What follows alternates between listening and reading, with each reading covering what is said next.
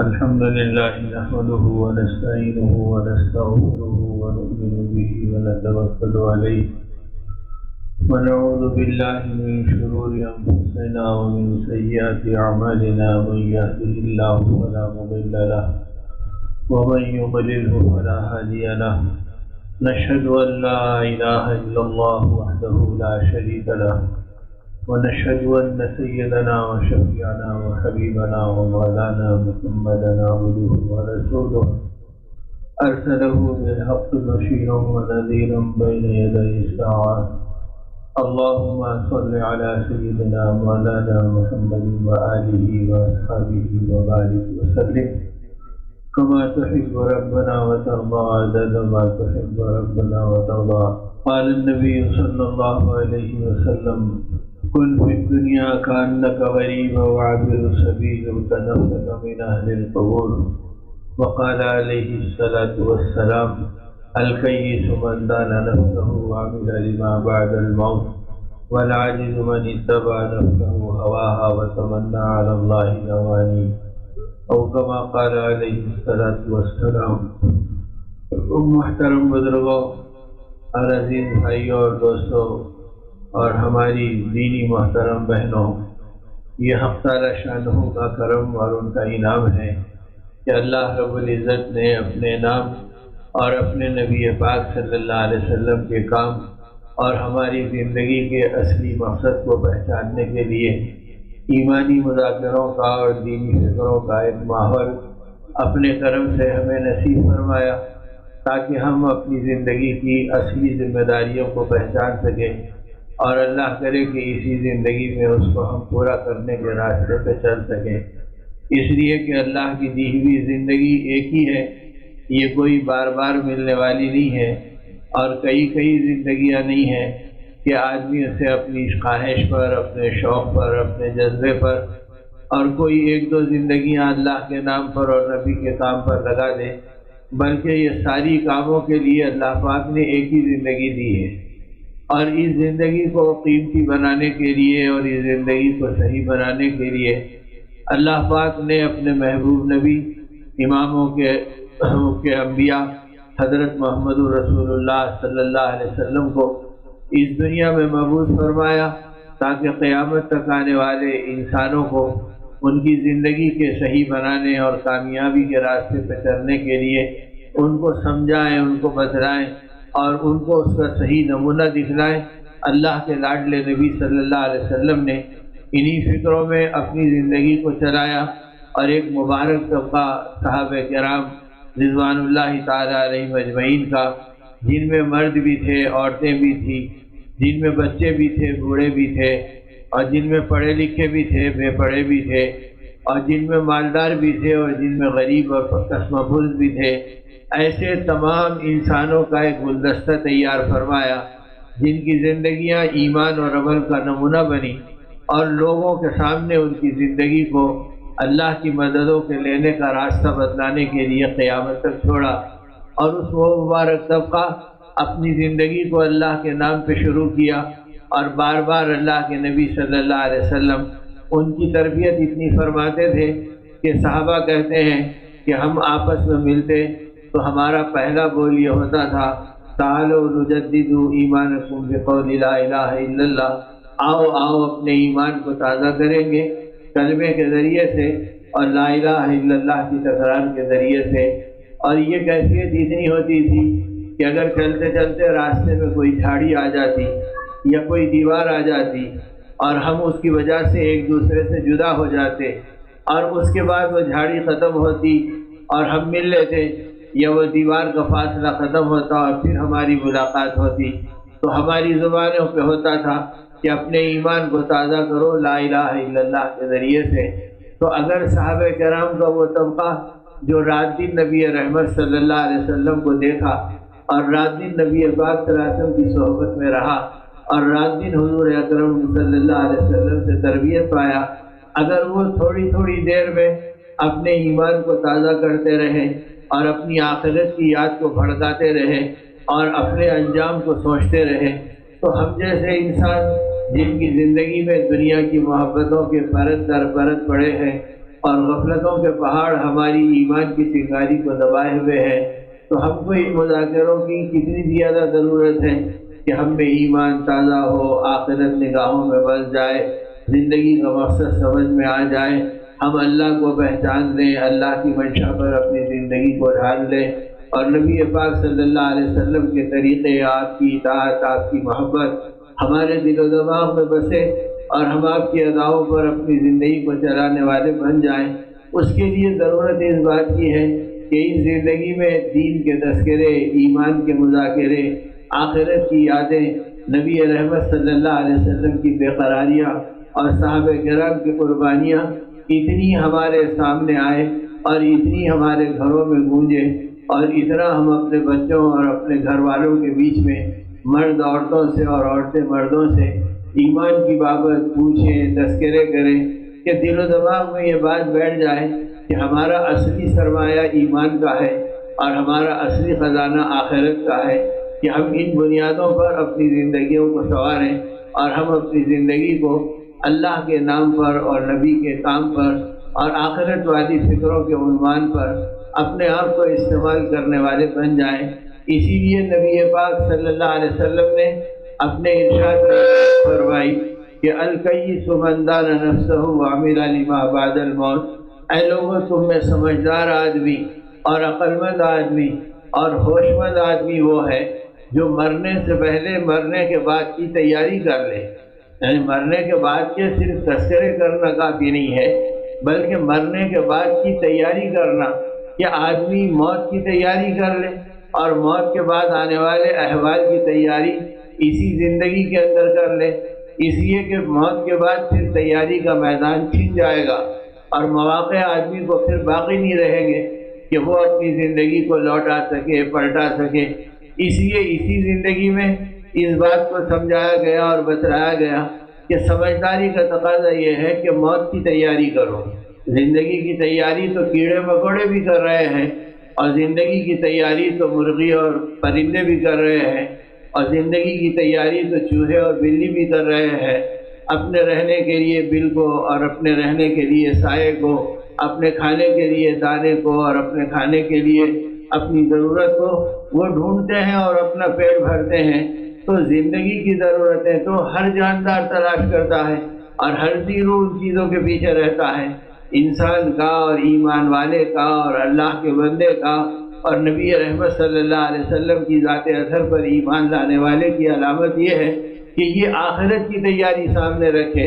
دنیا کی تیاری تو ہر غیر کر رہا ہے اور ہر فرد کر رہا ہے اور ہر جاندار کر رہا ہے۔ اگر 5 سال کا معصوم بچہ اگر ہڈی کا ٹکڑا ڈال دے تو کتا بھی دم ہلاتے ہوئے قریب آتا ہے، اور پتھر اٹھا لے تو وہ بھی دم دبا کے بھاگ جاتا ہے۔ تو پیٹ بھرنے کی چیز کیا ہے اور پیٹ کو بچانے کی چیز کیا ہے، یہ سمجھ تو اللہ نے کتوں میں بھی دے رکھی ہے۔ اگر انسان ہو کر اور آقا کا غلام بن کر اگر یہ انسان بھی اتنا ہی پہچانا کہ بھئی میرے پیٹ بھرنے کا کیا ہے اور میری راحت کا کیا ہے، تو یہ زندگی کی سطح تو جانوروں کی زندگی کی سطح ہے، یہ ایمان والوں کی سطح نہیں ہے۔ ایمان والوں کی سطح یہ ہے کہ یہ ہر جگہ آخرت کو پہچانے، اور آخرت کی تیاری کا یہ مطلب نہیں ہے کہ بھئی کوئی آدمی کاروبار چھوڑ دے، کوئی آدمی دنیا سے اپنا منہ موڑ لے۔ یہ زندگی کو تو اسلام نے کبھی پسند ہی نہیں کیا، بلکہ اسی زندگی میں آخرت کو چننا اور اسی میں اپنی آخرت کو سمیٹنا، اپنی بچوں میں اپنی آخرت کو دیکھنا، اپنی بیوی میں اپنی آخرت کو دیکھنا، اپنے شوہر میں اپنی آخرت کو دیکھنا، اپنے گھر کی ضرورتوں کے اندر اپنی آخرت کو دیکھنا، اپنی کمائیوں میں آخرت کو دیکھنا، اپنے خرچ کرنے میں آخرت کو دیکھنا، کہ اس میں ہم کو ہماری آخرت کا محور ملتا چلا جائے۔ اب صحابہ کرام کی سوچ کو اس طرح اللہ کے نبی صلی اللہ علیہ وسلم نے بنایا تھا کہ ایک صحابی ہیں حضرت طلحہ رضی اللہ تعالیٰ عنہ، اور وہ فرماتے ہیں کہ ان کے بارے میں ان کی بیوی کہتی ہیں کہ دن بھر گئے تھے، مدینے میں بازار کا دن تھا اور شام میں آئے تھکے ہارے۔ جب وہ اپنے گھر پہنچے تو چہرے پہ تھکان تھی اور دن بھر کے گئے ہوئے بے چین رہنے کے آثار موجود تھے۔ میں نے پوچھا کہ کیا آپ کے لیے دستر لگا دوں؟ تو فرمایا کہ نہیں، بھوک نہیں ہے اور کھانے کی طرف طبیعت راغب نہیں ہے۔ میں کہا بستر بچھا دیتی ہوں۔ چادر پھیلا دیتی ہوں تاکہ آپ سو جائیں۔ تو لیٹ گئے، لیکن کروٹیں بدلتے رہے، آہیں بھرتے رہے، نیند ان کو آ نہیں رہی تھی۔ بے چینی کو دیکھ کے یہ قریب پہنچی اور پہنچ کے بیوی نے پوچھا کہ کیا آپ مجھ سے ناراض ہیں؟ تو فرمایا اللہ تمہیں جزائے خیر دے، تم تو رات دن میرا خیال رکھتے ہو، تم سے ناراض ہونے کا کیا سوال ہے؟ فرمایا پھر بات کیا ہے کہ کھانے کو پوچھوں تو انکار کر دیا، اور سونے کے لیے کہا تو کروٹیں بدل رہے اور بے چینی کا اظہار کر رہے اور آپ کی نیند نہیں آتی؟ تو جواب میں فرمایا کہ بات دراصل یہ ہے، آج مدینے میں بازار کا دن تھا اور بڑے بڑے قافلے یمن کی طرف سے آئے تھے اور اونٹوں کے اوپر ان کا مال لدا ہوا تھا، اور اللہ کی شان یہ کہ ان کے مالک نے کہہ دیا تھا کہ اسے طلحہ کے ہاتھ بیچنا ہے، لہذا وہ سیدھے میرے پاس آئے۔ تو میں ان پورے قافلوں کو لیتا رہا جو غلے سے بھرے ہوئے تھے اور میں ان کو بیچتا رہا۔ اس کے نتیجے میں آج مجھے اتنا نفع ملا کہ آج سے پہلے کبھی اتنا نفع میں نے سوچا بھی نہیں تھا۔ اب اس نفع کی وجہ سے میں پریشان ہوں کہ یہ نفع کا ڈھیر بڑا ہے، یا اللہ صبح پہلے ہوگی یا موت پہلے آئے گی۔ اگر موت آ گئی تو میں اللہ کو کیا چہرہ دکھاؤں گا کہ طلحہ ہمارا نام لے کے جیتے تھے اور ہمارا نام لے کے دم بھرتے تھے اور ہمارے غیر کو اپنے گھر میں چھوڑ کر آئے، تو اس کا حساب دینا پڑے گا اس دنیا کا۔ یہ ہیبت مجھے نہ سونے دے رہی ہے نہ کھانے دے رہی ہے۔ تو گویا ان کا کمانا بھی تھا، ان کی تجارت بھی تھی، لیکن ان سب کے بیچ میں ان کی آخرت بھی تھی، اور اسی کے اندر ان کو اپنی اللہ کے ساتھ کے رشتے کی فکر بھی تھی، اور اسی میں ان کو اپنی زندگی کا مقصد کہ میرا انجام کیا ہوگا یہ احساس بھی ان کو چٹکیاں لیتا تھا۔ تو فرمایا یہ وجہ ہے کہ میری نیند بھی اڑی ہوئی ہے اور میری بھوک بھی مٹی ہوئی ہے کہ مجھے سمجھ میں نہیں آ رہا۔ اب جب زندگی میں دین تھا اور آخرت والا مزاج مردوں اور عورتوں میں نبی رحمت صلی اللہ علیہ وسلم نے بنایا تھا اور سبھی کو قیامت تک کے لیے نمونہ بنایا تھا، تو اب وہ عورتوں کا حال یہ تھا کہ اس بیچاری عورت نے یہ نہیں کہا کہ ارے آپ پریشان ہو رہے ہیں، نفع زیادہ آ گیا، میرے نام پہ 2 گھر بنا دیجئے، میرے نام پہ 4 سیٹ سونے کے لے لیجئے اور میری یہ خواہش پوری کر دیجئے۔ ایسی کوئی بات ان کے مزاج میں نہیں تھی، بلکہ اس بیچاری دیندار عورت نے اپنے شوہر سے کہا کہ اتنے میں آپ گھبرا گئے، اگر آپ کہو تو مدینے کے غریبوں اور یتیموں کی فہرست میں آپ کو بتا دوں اور مدینے کے حاجت مندوں کے نشاندہی میں آپ کو کر دوں، اور رات کا اندھیرا ہے، آپ چپکے سے چلے جائیے اور دبے پیر پہنچ جائیے اور ایک ایک تھیلی مال کی ایک ایک گھر کی چوکھٹ پہ رکھ دیجئے۔ جب وہ صبح اٹھیں گے تو وہ وزندار تھیلی ان کے گھر میں گرے گی، اور جب وہ دروازہ کھولیں گے تو آپ نظر نہیں آئیں گے، رات کے اندھیرے میں چپ چاپ رکھ کر آ جائیں گے۔ وہ دعا دیں گے اور ان کو پتہ نہیں چلے گا کہ کون ہماری مدد کیا، اور شاید یہ اخلاص کا عمل اللہ کو پسند آ جائے تو اللہ میری اور آپ کی مغفرت کر دے۔ تو گویا مغفرت کے طلبگار بننے کا مزاج عورتوں میں بھی تھا۔ اب صحابی رسول جیسی ذات کو ان کی عورتیں مشورہ دیا کرتی تھی، دین کی ترقی کا، ایمان کے بچاؤ کا، زندگی کے مقصد میں مدد کرنے کا، تو اب یہ عورتیں یہ مشورہ دے رہی ہیں۔ حضرت طلحہ نے فرمایا اللہ تمہیں جزائے خیر دے، تم نے میرے دل کی بات کہہ دی، لاؤ وہ فہرست مجھے بتلاؤ۔ انہوں نے تیزی سے ایک فہرست بنا کے دی کہ مدینے کے کتنے پریشان حال گھروں کو میں جانتی ہوں۔ اب یہ اس کی تھیلیاں بنائے، اس لیے کہ اس زمانے میں جو سکہ ہوتا تھا وہ یا تو چاندی کا ہوتا، درہم کہلاتا، یا وہ سونے کا ہوتا اور دینار کہلاتا۔ اب یہ سکے تو تھے نہیں کہ کاغذ کے اور معمولی سے جیب میں آدمی کے آ جانے کے، بلکہ اس کو آدمی کو بڑی اہتمام سے لدانا پڑتا تھا، تو چنانچہ وہ ڈھیر پڑا تھا۔ اب انہوں نے اس کی تھیلیاں بھری اور تھیلیاں بھر بھر کر میاں بیوی جمع کرتے رہے، اور آدھی رات تک شوہر جا جا کر ایک ایک گھر کی چوکھٹ پر ایک ایک تھیلی رکھتے چلے گئے، یہاں تک کہ آدھی رات کے اندر وہ پورا مال ختم ہوا۔ اور آنے کے بعد حضرت طلحہ کی بیوی کہتی ہیں اب جو آ کے لیٹے تو ایسی میٹھی نیند آئی کہ صبح کی اذان پر ان کی آنکھ کھلی، یہ اتنا اطمینان کے ساتھ سو گئے۔ تو ایک ایمان ان کا تھا کہ دنیا آئی تو نیند اڑ گئی، اور دنیا تقسیم کر دیے تو سوچے کہ چلو آخرت میں جمع ہو گئی، اب ان کی میٹھی نیند آ گئی۔ ایک ہمارا ایمان ہے کہ دنیا گئی تو ہماری نیند اڑ گئی، اور دنیا آئی بھی تو ہماری نیند اڑ گئی، ادھر آئی تو کیا ہوگا اور گئی تو کیا ہوگا۔ اس حیبت میں سکون اور چین اور لطافت زندگی، اس سے ہم محروم ہو گئے۔ اسی لیے کہنے والے بزرگوں نے کہا کہ صحابہ خرچ کرتے کرتے مالدار بن گئے اور تم کماتے کماتے کنگال بن گئے، کہ رات دن کما رہے ہیں لیکن ہائے دنیا اور ہائے دنیا کی ہوس میں نہ رات کا سکون ہے، نہ دن کا چین ہے، نہ دل و دماغ کو اطمینان ہے، یہاں تک کہ اپنے قریبی رشتہ دار اور سگے بھائیوں سے بھی بدگمان ہے کہ پتہ نہیں یہ آیا تو کچھ بولے گا، وہ آیا تو کچھ کرے گا، کس سے ملنا کس سے نہیں ملنا، یہ بھی انسان کو پریشان کر رکھا ہے۔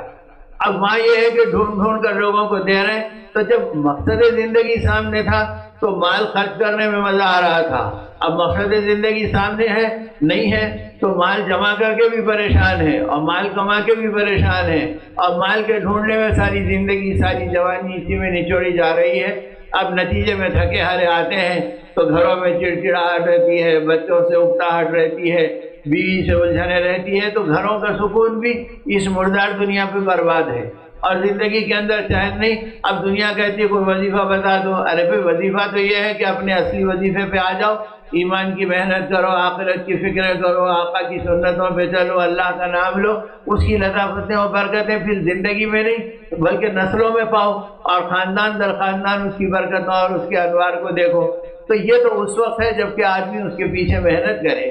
اب اس کے بعد یہ کہتے ہیں کہ صبح ہوئی تو ایسی خوشی ہوئی کہ اللہ نے اتنی بڑی نیکی کا موقع دیا کہ آدھی رات کے اندر مال تقسیم ہو گیا اور اللہ کے بندوں کو پہنچ گیا۔ اب شکرانے کے سجدے ہو رہے ہیں، چہرے پہ خوشی چمک رہی ہے۔ پڑوس کی عورتیں آئیں تو حضرت طلحہ کی بیوی کو دیکھا کہ خوشی کے مارے وہ بے چین بھی ہے اور محبت میں مسکرا بھی رہی ہے اور گھر میں بھاگ دوڑ بھی کر رہی ہے، تو ان کی خوشی کو دیکھ کر پڑوسن نے، گھر کے پڑوس میں رہنے والی عورتوں نے ان سے پوچھا کہ یہ بتاؤ کہ کیا آج عید کا دن ہے جو تمہارے گھر میں اتنی خوشی نظر آ رہی؟ تو انہوں نے اپنے قریبی عورتوں سے، سہیلیوں سے کہہ دیا نہیں، اللہ نے رات ایک نیکی بنانے کا موقع دیا، اس کے شکرانے میں ہم کو خوشی ہو رہی ہے۔ کہا وہ کیا نیکی بنائے؟ تو یہ سارا واقعہ سنایا، میرے شوہر آئے، ان کی نیند اڑ گئی، ان کی بھوک مٹ گئی اور وہ بے چین تھے اور پھر کھانے پر تیار نہیں تھے، پتہ چلا کہ انہیں نفع کا ایک ڈھیر ملا ہے، اب وہ نفع کو کیا ڈھیر گھر میں رہے گا یا موت پہلے آئے گی؟ یہ ہیبت تھی، اللہ نے کرم کیا کہ زندگی میں اسے آخرت کے اندر منتقل کرا دیا اور اللہ کے بندوں تک اسے رات رات پہنچا دیا۔ ایک نیکی کا موقع ملا، اس پہ ہم عید منا رہے ہیں، یعنی مال تقسیم کر کے عید منا رہے ہیں، اپنا گھر خالی کر کے خوش ہو رہے ہیں۔ اب جب یہ خوشی کی اطلاع ان پڑوس کی عورتوں کے شوہروں کو پہنچی تو انہوں نے حضرت طلحہ سے پوچھا، طلحہ وہ کتنا مال تھا جس نے تمہاری نیند اڑا دی تھی اور تم نے اسے آدھی رات میں تقسیم کیا؟ تو حضرت طلحہ نے فرمایا کل کی تجارت میں مجھے 4 لاکھ کا نفع ہوا تھا، ایک دن کی تجارت میں اتنے قافلے لمبے آئے کہ ان کو لے کر بیچنے میں 4 لاکھ درہم کا نفع مجھے ہوا، اور اللہ کا کرم یہ کہ اللہ گواہ ہے، آدھی رات گزرنے پر اس میں سے ایک پائی میرے گھر میں باقی نہیں رہا، میں نے سب کچھ تقسیم کر کے کپڑے جھٹک دیے، اس کے بعد مجھے میٹھی نیند آئی۔ تو 4 لاکھ کا مال اللہ کے نام پر خوشی سے دے دینا، یہ ان کا ایمان کا تقاضا تھا اور یہ ایمان کی طاقت تھی۔ ہم کو تو 4 لاکھ کی زکوٰۃ نکالنے کے لیے 4 مہینے لگ جاتے ہیں، سوچو مشورہ کرو کس کو دینا نہیں دینا، کتنا نکلتا کتنا نہیں نکلتا۔ وہاں اپنے مرغوب اور محبوب مال کو بھی خرچ کرنا آسان تھا۔ تو جب ایمان اعمال بن گئے تو اعمال کے مقابلے میں مال بے قیمت بنا۔ تو اللہ کے نبی صلی اللہ علیہ وسلم نے اس طرح سمجھدار زندگی کا پیمانہ دیا کہ تم میں سمجھدار وہ ہے جو جیتے جی آخرت کی تیاری کرے۔ تو آخرت کی تیاری کیسی تھی؟ تجارت بھی ہو رہی ہے، وہ تجارت عبادت بھی بن رہی ہے۔ اب ایک صحابی جو اسلام میں آ گئے، صحابہ ان کے ساتھ بیٹھے، اب بیٹھ کے ان سے پوچھا کہ تمہارے اسلام میں آنے کا واقعہ کیا ہے بتلاؤ۔ انہوں نے کہا میں یہودی النسل ہوں اور میں رات دن اللہ کے نبی کی دشمنی میں زندگی گزارتا تھا، مجھے گھر میں ضرورت تھی، میں مدینے کے بازار میں گیا، جا کر جب جو اور کھجور لینے کے لیے پہنچا تو مقدر سے وہ دکان تمہارے ساتھیوں میں کی تھی۔ جب میں ان کی دکان پہ پہنچا تو اس ایمان والے نے مجھ سے کہا دیکھو دینے کے لیے تو بازار میں بیٹھا ہوں، ضرور دوں گا، لیکن میری ایک تمنا ہے اگر تم اسے پوری کر دو تو آج کے دن تم سے زیادہ مجھ پہ احسان کرنے والا کوئی اور نہیں ہوگا۔ میں نے کہا بھائی یہ کیا بات کہ اپنی تجارت چھوڑ کر تم ایک نئی فرمائش کر رہے ہیں کہ تمہاری تمنا کو پورا کروں؟ کیا ہے تمہاری تمنا؟ تو اس نے کہا میرے سامنے یہ جو دکان نظر آ رہی ہے یہ بیچارہ بھی جب سے میں کھولا ہوں کھول کے بیٹھا ہے، میرے ہاں 10-5 گاہک آ گئے اور اللہ نے اتنا دے دیا کہ میرا پیٹ بھر سکتا ہے، 1-2 مہمانوں کو میں کھلانے کے لائق ہوں۔ اب تو بازار کا حق ادا کرنے چونکہ اور دکانیں کھلی ہے میں بھی بیٹھا ہوں، لیکن یہ بیچارہ جب سے کھولا ہے اس کے ہاں ایک گاہک ابھی تک نہیں آیا اور اس کا چہرہ پریشان ہے۔ میں چاہتا ہوں کہ مجھ سے لینے کے بجائے اس سے لے لو تاکہ اس کو خوشی ہو جائے۔ تو یہ کہتے ہیں میرے دماغ پہ چوٹ پڑی، یہ کیسے تاجر ہیں، اپنی تجارت کو نقصان کر رہے ہیں، دوسرے کی تجارت کا تعارف کرا رہے، اپنا نفع چھوڑ رہے ہیں، گاہک کو دوسری جگہ بھیج رہے ہیں۔ لیکن اس کو انہوں نے اتنی لجاجت سے کہا کہ میں تمہارا احسان نہیں بھولوں گا، تو میں یہاں سے چھوڑ کر سامنے کی دکان پہ پہنچا۔ وہاں گیا تو دماغ پہ دوسری چوٹ پڑی کہ وہ بھی یہودی اور میں بھی یہودی، ارے یہ اپنے دشمن کا فائدہ کر رہے ہیں اور اسے خوش کر کر اپنے آپ کی خوشی کو دیکھنا چاہ رہے ہیں۔ تو مجھے اور حیرت ہوئی، وہاں جاتے ہی وہ لپک کر اترا، کہا کیا چاہیے؟ میں کہا یہ چاہیے۔ وہ تیزی سے ناپ کر تول کر وہ ساری سامان دے دیا جو میں لینا چاہ رہا تھا۔ جب میں سامان لے کے پلٹا تو میرا دل گھائل ہو چکا تھا اور میرے دماغ پہ چوٹ لگ گئی تھی۔ میں پھر پلٹ کے اس پہلی دکان پر آیا۔ جب پہلی دکان پر آیا تو یہاں کوئی گاہک تھا جس کو یہ دے رہے تھے، نگاہ اٹھا کے دیکھا تو مجھ سے کہا کہ کیا آپ کا سامان مل گیا؟ میں نے کہا سامان مل گیا۔ کہا کہ پھر جاؤ، 20 بچے انتظار کر رہے ہوں گے، خالی وقت کیوں گزارتے؟ چلو تمہارا سامان مل گیا، تم نے میری فرمائش پوری کر دی، تو تمہارا شکریہ۔ تو اس نے کہا کہ یہ تو ٹھیک ہے لیکن تم یہ نہیں پوچھتے کہ میں پھر کیوں آیا دوبارہ تمہاری دکان پہ؟ کہا سامان تو میں نے وہاں سے لے لیا، اب ایمان تم سے لینے کے لیے آیا ہوں۔ اب مجھے اللہ بھی سمجھ میں آ گئے، اللہ کے نبی بھی سمجھ میں آ گئے کہ وہ اللہ ہے جس کے قبضے میں روزی ہے،